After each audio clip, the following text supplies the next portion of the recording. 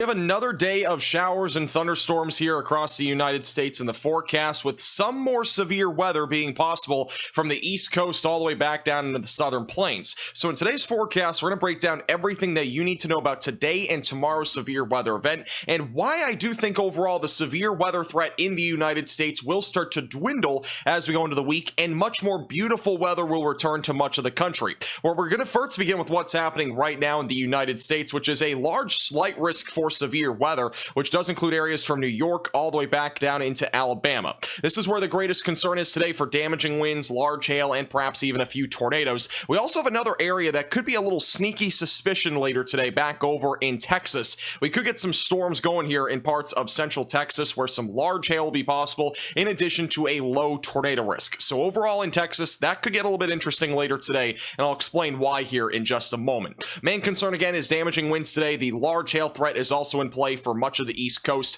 The tornado risk is actually a bit more elevated back over on the East Coast, with a 5% tornado risk from eastern and southeastern Pennsylvania back into eastern North Carolina, where we'll still have a bit more of a low-level jet there. We'll kind of crank, produce a little bit more spin in the atmosphere, and any storms that can remain surface-based and also can tower up a bit will be able to produce the potential for maybe an isolated tornado or two. Now, the storm activity back down in Texas might also be interesting. We could end up getting an isolated brief tornado or two here as well. I do think the chance of that is still relatively low, but just keep that in mind if you are in areas like North Texas, back over maybe near Abilene, as we could end up getting maybe a brief tornado there. The setup over on the East Coast is pretty interesting today. These are the low-level winds, or the low-level jet. Gives you an idea of the spin that we have, and also the low-level wind speed in the lower levels. And overall this afternoon, we again do have a bit of a cranking low-level jet here, so any storms this morning and even this afternoon that do develop in this environment will have the potential for an isolated tornado or two. Overall, I'm not expecting a big threat here, but it is something to watch out for maybe a few tornadoes.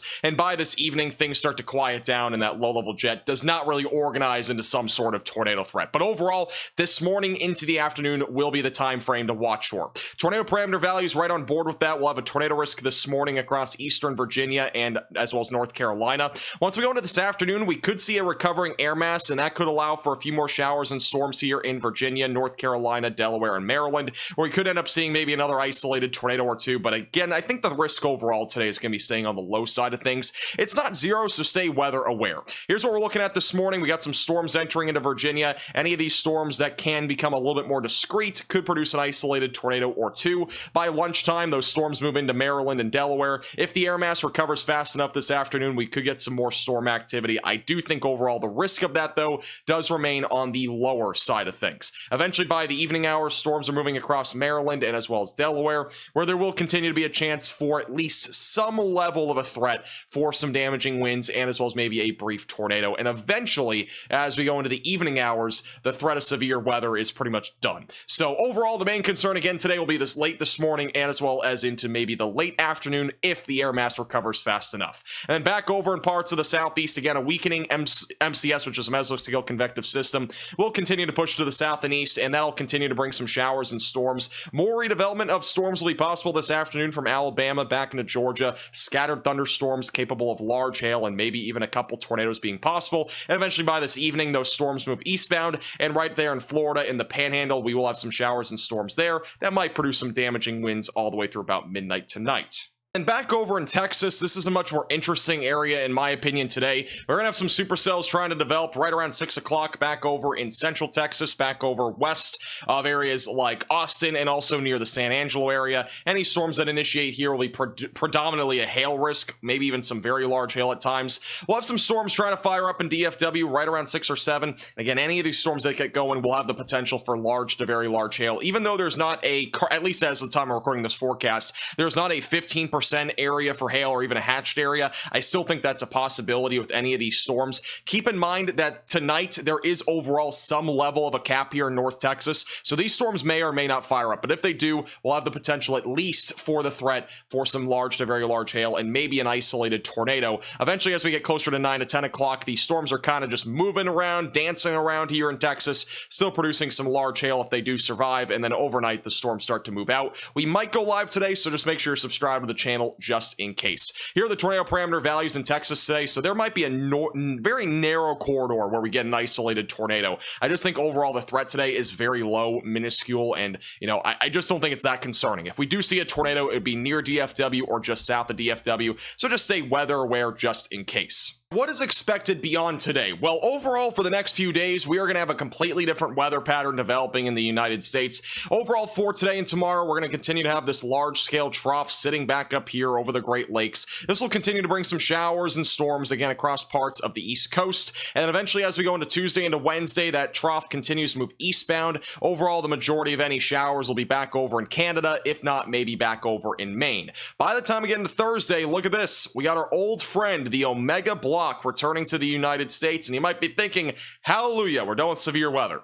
Not necessarily. Unfortunately, the southern plains actually, even though we don't really have an organized severe weather setup here because the jet stream is just not showing any large-scale troughing features down that direction, we will actually still have the chance for some severe weather there actually all the way throughout the week. It's going to be relatively low risks every day, but it's overall not zero. We'll have the chance every day for large hail, damaging winds, and even maybe a few tornadoes between really today all the way through probably the end of the week. So it's going to stay active down there. But as we go into Friday into Saturday, we will have to watch areas in the upper Midwest for maybe some sort of severe weather event up there. Does not look super concerning right now, but just something to watch for Friday and Saturday. By the next time we see anything might not be until like sometime late next week. I mean, the jet stream does not look concerning at all because we're just going to continue to see pretty much dominant high pressure for much of the United States, which means overall no large scale troughs coming to the country. The European model, as we go into very late next week, shows a very strong jet stream here in the northern plains. Might be wondering, what does this mean?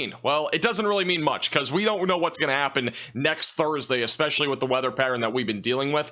This is just a very uncertain sort of characteristic model, but if we do see something like this, it would probably just continue to stay relatively dry with maybe some sort of large-scale troughing in Canada, which would be very limited impacts for the United States. But let's bring you through the future radar, give you something that you can probably decongest much easier, if that's even a word. As we go throughout the rest of the day today, again, showers and storms will continue across the East Coast. By the time we go into Tuesday, we'll continue to watch plenty of showers back over in the Northeast, and eventually by Wednesday, and even into late Tuesday into Wednesday, more severe weather possible back down in Texas. Main concern will be damaging winds, large hail, and maybe an isolated tornado or two. We are entering the time of the year where high plains severe weather madness becomes more of a reality, so this part of the United States usually sees a lot more severe weather, and that is the trend that we're probably going to experience here for the rest of May into early June. And eventually, as we go into late Wednesday into Thursday, more showers and storms here across the high plains. And eventually, as we go into Thursday afternoon and evening, we might see something larger develop here in terms of showers and storms. Doesn't look like a super organized severe weather event as of right now, but we might start to see maybe a slightly higher risk on Thursday. I'm not saying a high risk, but just overall maybe something like an enhanced risk could be in play for like large hail or maybe even damaging winds. Once we go into Friday, those storms do continue back over in Texas. Eventually, as we go into Saturday, showers and storms just across a large chunk of the country. Nothing organized here by any means. And then by Sunday and Monday, things again look relatively dry with at least when it comes to severe weather. Maybe by sometime next week we get some bigger storms, but right now the rest of this week does not look too concerning, really, aside from today. So stay weather aware for today. After today, it looks to be a little bit quieter, at least for the majority of the country, and I'm glad to say that. I think everybody wants a break from the severe weather, so good news there. Thank you so much for watching. Make sure to like the button down below and subscribe if you've not already.